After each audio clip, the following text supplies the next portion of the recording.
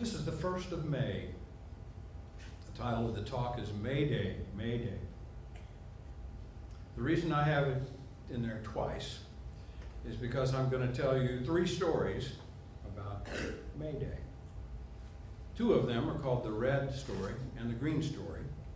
And then the third one is the story that we usually think of as the emergency call of May Day. So let's begin, first of all, with the green story, which is the original story of the 1st of May. In the Celtic, Teutonic, and Nordic traditions, this was the beginning of summer. This was the time when they could dig out, the snow had melted, and they could leave the comfort and the protection that they felt in the valleys where they lived during the cold months and where they sheltered all their animals, and they ate the storehouse that they had stored up during the other season, the previous summer and fall, and made it through the long cold winter in those regions. Now they had a chance on May Day to go out and be free again. And what I mean by that is they were able to leave these little hovels that they had created for themselves, these sod shanties, and to go out and climb up on the sides of the mountains and take their flocks once again, build bonfires and revel in the night at their freedom, really enjoy themselves. And they once again would live out the early spring and the summer and the fall months outdoors, being natural, being free. And they were so happy about this that on the first day of this, they would go out and frolic and dance and I imagine drink and really have a good time. Then after that first May Day, then they would continue on up the mountain and they would be happy for the rest of the summer up there, looking at the stars, tending their flocks, just enjoying life in a very natural way. Well, that continued on for millennia. Truly, it was just centuries and centuries like this went by of this tradition. And this was the green story. This is the story of going back to nature and finding freedom once again, and getting back into the rhythm and creating a linkage between the rhythm of earth and each of their biorhythms. Going to sleep when it got dark, awakening when the sun rose, continuing like this, protecting their flocks and enjoying life and one another. The story changes later on, after this has gone on for hundreds and hundreds of years. And this celebration, the beginning of this time, May Day, a very special time, this continued on, and then one day something changed. Christians came along. Christians came along and said, this is wrong. You're having fun. Fun is wrong. You're making fools of yourselves. You're drinking, reveling. This isn't the way that God made us to be. God wants us to be straight and narrow and follow the law. And so everything changed from that time on. Well, it didn't change the fact that May Day was continued to be celebrated, but it was just a secular holiday with a maypole and a May Queen, and it lasted for one day, and then back to the straight and narrow again of early Christianity. This continued on until almost into the late 19th century. At that time, the red May Day story begins. We all know what we usually refer to as red. Back in those days, we referred to the Bolsheviks. They chose this color red, and the Red Army, and so forth. They formed all of their movement around labor. That's why the hammer and the sickle and so forth on the flag. Labor. Labor, the common person, was supposed to have freedom and be honored once again. And so May Day was taken to be the day designated to labor. A day of freedom from laboring, a day that they could celebrate the very fact that labor was appreciated and honored on this day. Well, that continued on for some time until in this country, the United States, people in the labor movement of this country wanted to celebrate this same time. The powers that were and the powers that be still, even to this day, said, no, we don't want you gathering up in collectives. That scares us. We don't want that. Many of you may remember from your high school days reading a short chapter of a time in Chicago. I believe the year was 1887. There was a thing there called the Haymarket Rebellion. On that day, labor gathered together to march. What they wanted was a day of honor, as was being celebrated in Eastern Europe and so forth, and they wanted this day to be called Labor Day. What they wanted, the labor movement wanted three things, and this was their slogan: 8 hours of work, 8 hours of rest, 8 hours of play. That's what they wanted, and that became their slogan. 8 hours of work, 8 hours of rest, 8 hours of play.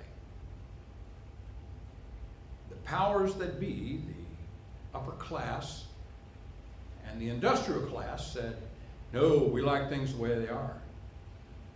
12 hours of work, every day, no holidays, no weekends, except for Sunday. You can go to church and then, of course, begin the rest of the workday, because that's the way it was done. You know, that's one of the reasons that church services used to be so long. It was because the longer they were in church, the less they had to work on that day at the end of the day. And they enjoyed that. That was sort of the method for making it a shorter day. So they were going to organize together.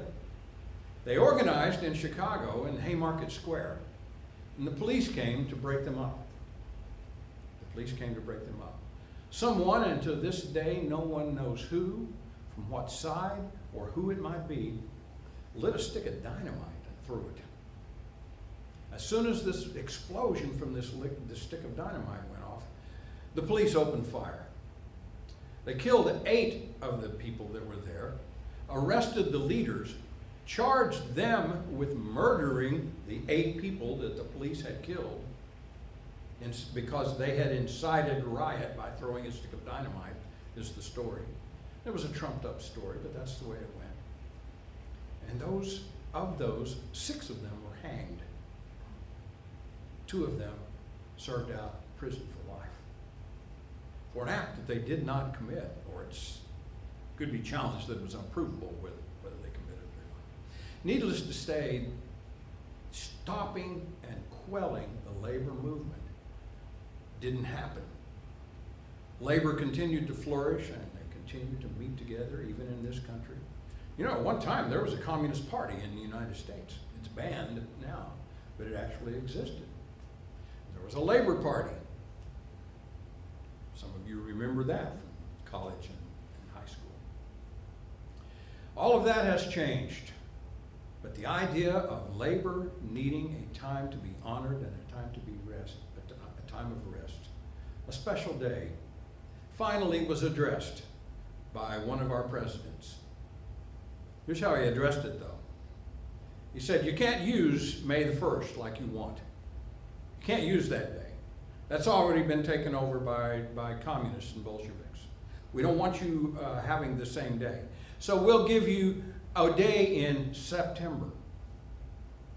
The labor movement said, fine, that's okay. We would like to have this world brotherhood of labor, but we understand the situation and the politics behind it and so forth, so we'll take that day. But what about May 1st, said other people. We'll change that. And so President Harding changed it and called it Law Day. Wow. law day.